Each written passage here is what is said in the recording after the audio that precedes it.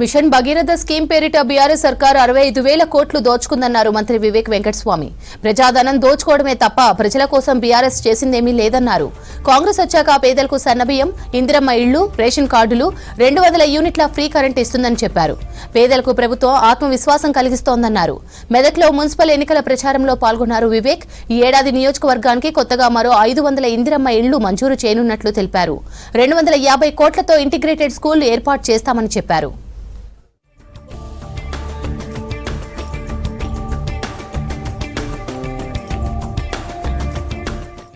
మన కాంగ్రెస్ పార్టీ ఏం సంక్షేమ కార్యక్రమాలు చేస్తున్నారని చెప్పి వివరించి మీ అందరికీ కూడా చెప్పడం జరిగింది. మీరందరూ కూడా ఊహించలేదు, మాకు సన్న బియ్యం వస్తుందని మీరు ఊహించలేదు. మీకు అందరికీ సన్న బియ్యం ఇస్తున్నారు. కరెంటు 200 రూపాయలు ఫ్రీ అని చెప్పి కాంగ్రెస్ పార్టీ మాట ఇచ్చింది. ఇంటింటికి 200 యూనిట్లు ఫ్రీ ఇస్తుంది కాంగ్రెస్ పార్టీ. 10 సంవత్సరాలు డబుల్ బెడ్రూమ్ ఇల్లు ఇస్తామని చెప్పి టీఆర్ఎస్ నాయకులందరూ కూడా ప్రజలను మోసగించినారు. కానీ కాంగ్రెస్ ప్రభుత్వం వచ్చిన తర్వాత మీకు 3,500 ఇల్లు ఇవ్వడం జరిగింది. నేను కూడా మన మెదక్ నియోజకవర్గానికి ఇంకొక 500 ఇల్లు ఈ సంవత్సరం తీసుకొచ్చి ప్రజలకు అందరికీ ఎవరైతే అర్హత ఉందో వాళ్ళందరికీ కూడా ఇల్లు ఇవ్వడం జరుగుతుంది.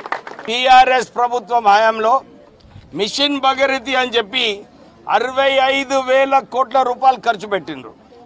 మనకు వచ్చిందా మిషన్ భగీరథ నీళ్ళు వచ్చినాయా? కానీ ఏం చేసిండ్రు?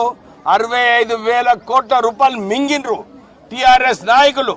వాళ్ళు మింగడం వల్లనే వారు సొంత పైసలతోని మీకు బోర్వెల్ వేసి మీ అందరికీ కూడా నీళ్లు కరువు ఉండొద్దని చెప్పి మైనంపల్లి హనుమంతరావు గారు, రోహిత్ గారు మీకు బోర్వెల్ వేయించడం జరిగింది. టీఆర్ఎస్ హయాంలో దొడ్డు బియ్యం ఇస్తుండే, దొడ్డు బియ్యం దందా నడుస్తుండే. కానీ కాంగ్రెస్ ప్రభుత్వం వచ్చిన తర్వాత మీ అందరికీ కూడా సన్న బియ్యం ఇచ్చి మీరందరూ మంచిగా భోజనం చేయాలని చెప్పి సన్న బియ్యం ఇవ్వడం జరిగింది. కాంగ్రెస్ పార్టీ వచ్చిన తర్వాత మీ అందరికీ కూడా పెన్షన్లు ఇస్తామని చెప్పి మాట ఇవ్వడం జరిగింది. దాని ప్రకారంగానే మీ అందరికీ రేషన్ కార్డులు ఇవ్వడం జరిగింది. రేషన్ కార్డులు వచ్చిన తర్వాతనే పెన్షన్లు వస్తాయి, ఇందిరమ్మ ఇల్లులు వస్తాయి. అందుకోసానికే 10 సంవత్సరాలు టీఆర్ఎస్ ప్రభుత్వము ప్రజలను మబ్బపెట్టి మనకు రేషన్ కార్డులు ఇవ్వలేదు. కానీ కాంగ్రెస్ పార్టీ ఇచ్చింది. నేను వీళ్ళందరికీ కూడా విశ్వాసం కల్పిస్తున్నాను.